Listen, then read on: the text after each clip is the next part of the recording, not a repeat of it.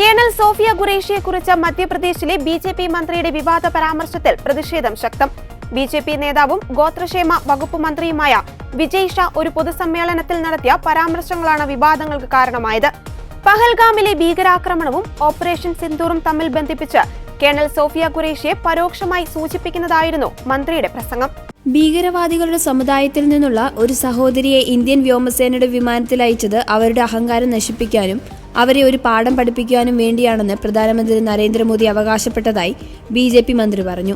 നമ്മുടെ സഹോദരിമാരുടെ സിന്ദൂരം മായ്ച്ചു കളഞ്ഞവരോട് അവരുടെ സഹോദരിയെ അയച്ച് നമ്മൾ പ്രതികാരം ചെയ്തു. ഭീകരവാദികൾ നമ്മുടെ ഹൈന്ദവ സഹോദരങ്ങളെ കൊലപ്പെടുത്തി. അവരുടെ സഹോദരിയെ ആർമി വിമാനത്തിൽ അവരുടെ വീടുകളിൽ ചെന്ന് ആക്രമിക്കാൻ അയച്ചുകൊണ്ട് പ്രധാനമന്ത്രി പ്രതികരിച്ചു. അവർ നമ്മുടെ സഹോദരിമാരെ വിധവകളാക്കി.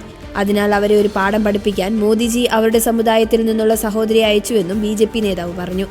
മന്ത്രിയുടെ പരാമർശങ്ങൾ പ്രതിപക്ഷ പാർട്ടികളിൽ നിന്നും പൊതുസമൂഹത്തിൽ നിന്നും ശക്തമായ വിമർശനത്തിന് കാരണമായി. അദ്ദേഹത്തെ സംസ്ഥാന മന്ത്രിസഭയിൽ നിന്ന് ഉടൻ പുറത്താക്കണമെന്ന് കോൺഗ്രസ് ആവശ്യപ്പെട്ടു.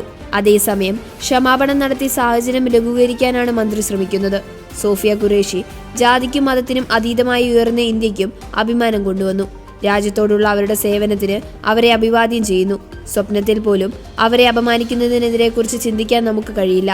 എന്നിരുന്നാലും തന്റെ വാക്കുകൾ സമൂഹത്തെയും മതത്തെയും വേദനിപ്പിച്ചിട്ടുണ്ടെങ്കിൽ 10 തവണ ക്ഷമ ചോദിക്കാൻ തയ്യാറാണെന്നും മന്ത്രി പിന്നീട് പറഞ്ഞു.